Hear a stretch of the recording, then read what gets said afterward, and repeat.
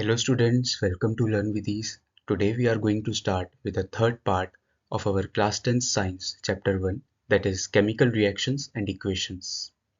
In this video we are going to sum up all the theory part of this chapter. So without any further ado, let's get started. So in this video we are going to start with displacement reaction, but displacement reaction का concept समझने से पहले हमें एक concept और आना चाहिए, that is the concept of reactivity series. So what is reactivity series? As the name suggests, ये एक ऐसी सीरीज है जिसमें हमारे जो एलिमेंट्स होते हैं that are arranged in the order of their increasing or decreasing reactivity.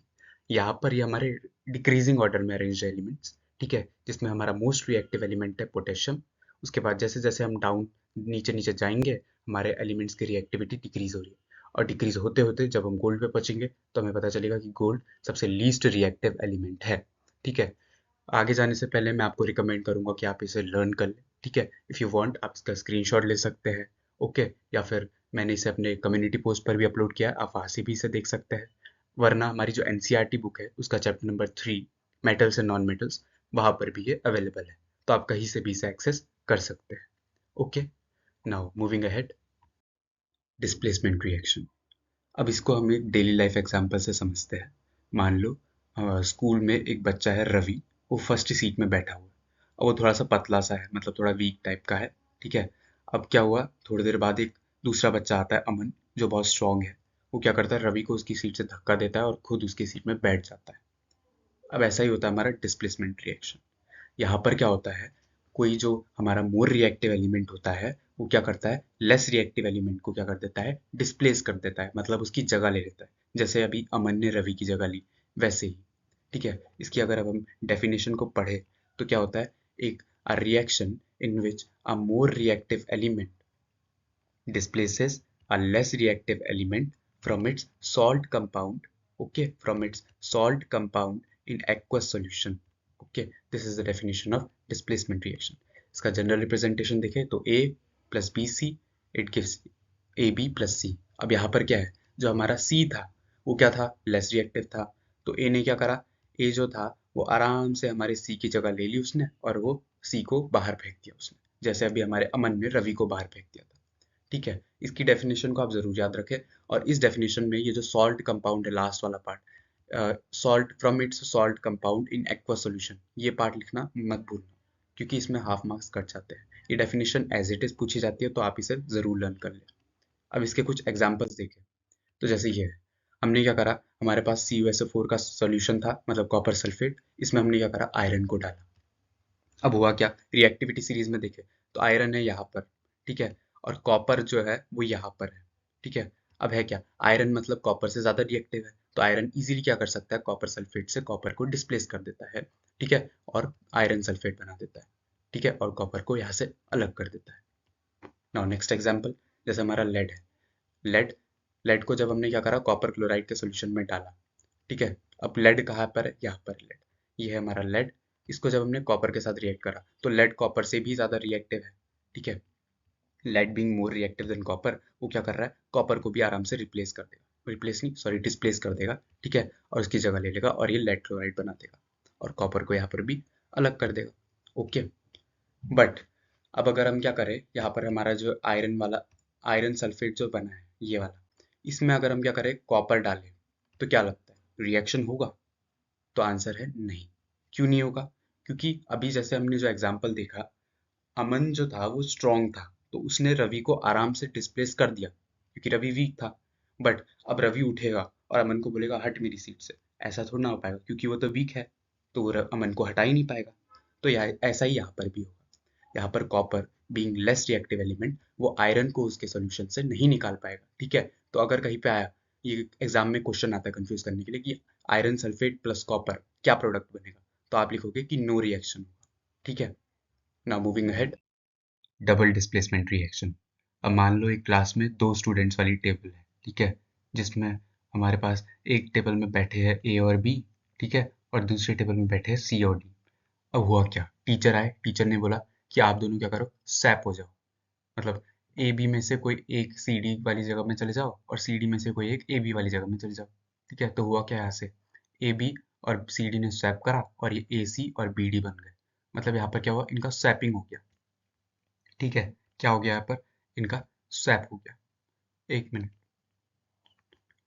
तो ऐसा ही होता है हमारा डबल डिस्प्लेसमेंट रिएक्शन। डेफिनेशन पढ़े तो reactions in which there is an exchange of ions. Exchange of ions मतलब यही इनके पार्ट्स का between the reactants are called double displacement reactions. ठीक है, मतलब ऐसे रिएक्शंस जिसमें क्या होता है, कंपाउंड्स के जो आयंस होते हैं, आयंस मतलब नॉर्मल अभी समझ लो पार्ट्स का क्या होता है, एक दूसरे के साथ क्या हो रहा है, स्वैप हो रहा है, एक्सचेंज हो रहा है, वो डबल डिस्प्लेसमेंट रिएक्शन होता है। ठीक है, एक इंपॉर्टेंट पॉइंट, इसको हम प्रेसिपिटेशन रिएक्शन भी कहते हैं। ये इंपॉर्टेंट है, ये बोर्ड्स में डायरेक्ट पूछ लिया जाता है कि double displacement reaction is also called, MCQs में। तो इसका आंसर है प्रेसिपिटेशन रिएक्शन। अब प्रेसिपिटेशन होता क्या है, प्रेसिपिटेट क्या होता है, हमने पार्ट वन में पढ़ा था कि कहीं पर अगर पीपीटी बन रहा है प्रेसिपिटेट, तो क्या होता है, ये एक इंडिकेटर होता है कि वहां पर केमिकल रिएक्शन हुआ है। हमने पढ़ा था पार्ट वन में। प्रेसिपिटेट होता क्या है, जैसे कि मान लो हमने पानी में चॉक पाउडर मिलाया। अब चॉक पाउडर होता क्या है, उसमें मिलने के बाद क्या होता है, वो नीचे सेटल डाउन हो जाता है, डिजोल्व होता नहीं है तो सेटल डाउन हो जाता है ना, क्योंकि वो इनसॉल्युबल होता है। वैसे ही क्या होता है, कुछ ऐसे रिएक्शंस होते हैं, ठीक है, जो होने के बाद क्या होता है ना, उनमें कुछ ऐसी चीज बनती है जो सॉल्यूशन में सॉल्युबल नहीं होता। ठीक है, तो उसे हम बोलते हैं प्रेसिपिटेट, और इसको रिप्रेजेंट करने का तरीका होता है पीपीटी।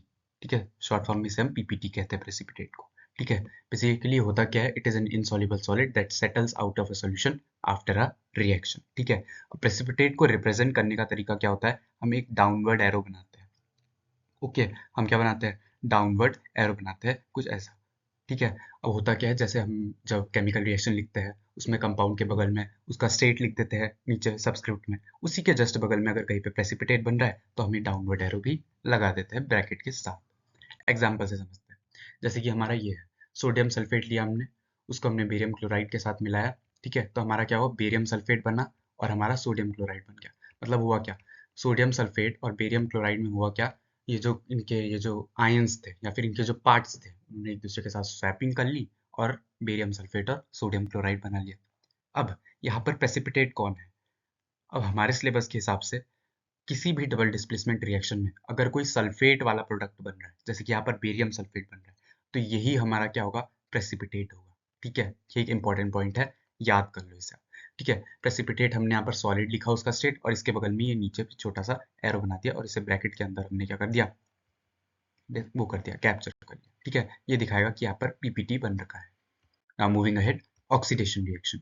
ऑक्सीडेशन क्या होता है, नाम से पता चल रहा है ऑक्सीजन से रिलेटेड है। कभी कोई ऐसा रिएक्शन हुआ जिसमें किसी कंपाउंड में ऑक्सीजन जुड़ जा रहा है, ठीक है, तो उस रिएक्शन को हम कहते हैं ऑक्सीडेशन रिएक्शन।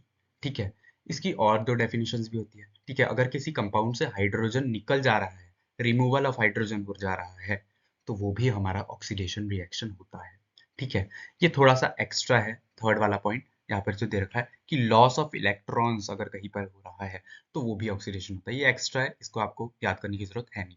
बाकी आपकी एनसीईआरटी में तो ये दो पॉइंट दे रखे हैं, addition of oxygen and removal of hydrogen is called oxidation. ठीक है, एग्जांपल देखिए, जैसे हमारा कॉपर है, कॉपर में हमारा क्या हुआ, कॉपर को जब हमने ऑक्सीजन की प्रेजेंस में हीट करा तो हुआ क्या, हमारा कॉपर ऑक्साइड बन गया। तो हुआ क्या, यहाँ पर कॉपर, नॉर्मल कॉपर था, और यहाँ पर क्या हुआ, कॉपर में ऑक्सीजन जुड़ गया, मतलब एडिशन ऑफ ऑक्सीजन हुआ है। तो यहाँ पर ये ऑक्सीडेशन का प्रोसेस है, ये बता रहा है। Now moving ahead, reduction. Reduction क्या होता है, ऑक्सीडेशन का जस्ट अपोजिट। जैसे कॉम्बिनेशन और डिकम्पोजिशन रिएक्शन एक दूसरे के अपोजिट होते हैं, वैसे ही ऑक्सीडेशन और रिडक्शन भी एक दूसरे के अपोजिट होते हैं। ऑक्सीडेशन में था गेन ऑफ इलेक्ट्रॉन, रिडक्शन में है लॉस ऑफ इलेक्ट्रॉन। ठीक है, या फिर ऑक्सीडेशन में था लॉस ऑफ हाइड्रोजन, रिडक्शन में है गेन ऑफ हाइड्रोजन, ऐसे भी समझ सकते हो। ठीक है, और वहां पर था लॉस ऑफ इलेक्ट्रॉन्स, यहाँ पर है गेन ऑफ इलेक्ट्रॉन्स। ठीक है, मतलब ये दोनों एक दूसरे के जस्ट अपोजिट है। आप ऑक्सीडेशन याद कर लो, आपको रिडक्शन जस्ट उसका अपोजिट कर देना है। एग्जाम्पल समझते हैं, जैसे कि हमारा क्या है, कॉपर ऑक्साइड है, कॉपर ऑक्साइड में हमारी हाइड्रोजन गैस लगी। ठीक है, जब हमने हाइड्रोजन की प्रेजेंस में कॉपर ऑक्साइड को हीट करा तो क्या हुआ, कॉपर बना और हमारा हाइड्रोजन वाटर अलग बन गया। अब हुआ क्या, यहाँ पर क्या हुआ, कॉपर ऑक्साइड, कॉपर में ऑक्सीजन था, उसने अपना एक ऑक्सीजन लूज करा और यहाँ पर प्रोडक्ट साइड में आके वो सिर्फ कॉपर रह गया, उसने ऑक्सीजन लूज कर दिया, मतलब यहाँ पर रिडक्शन हो रहा है। ठीक है, अब now moving ahead, redox reaction. अब कुछ ऐसे रिएक्शंस होते हैं जहाँ पर ऑक्सीडेशन और रिडक्शन का प्रोसेस एक साथ हो रहा होता है। जैसे कि अगर हम इस एग्जाम्पल में देखें तो यहाँ पर क्या हो रहा है, कॉपर ऑक्साइड हाइड्रोजन के साथ रिएक्ट कर रहा है और कॉपर और वाटर बना रहा है। अब यहाँ पर हो क्या रहा है, कॉपर ऑक्साइड क्या कर रहा है, ये जो कॉपर ऑक्साइड है ये हमारा ऑक्सीजन लूज कर रहा है और कॉपर बन रहा है, मतलब यहाँ पर रिडक्शन का प्रोसेस हो रहा है। यहाँ पर कॉपर ऑक्साइड जो है वो रिड्यूस हो रहा है कॉपर में।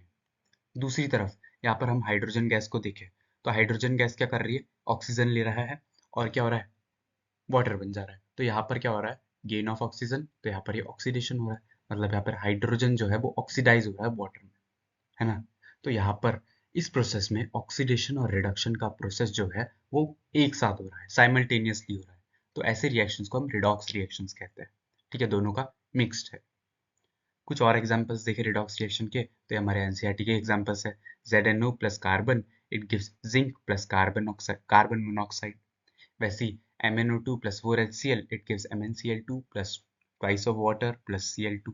ये हमारे रिडॉक्स रिएक्शन के एग्जांपल है जहाँ पर ऑक्सीडेशन और रिडक्शन का प्रोसेस एक साथ चल रहा है।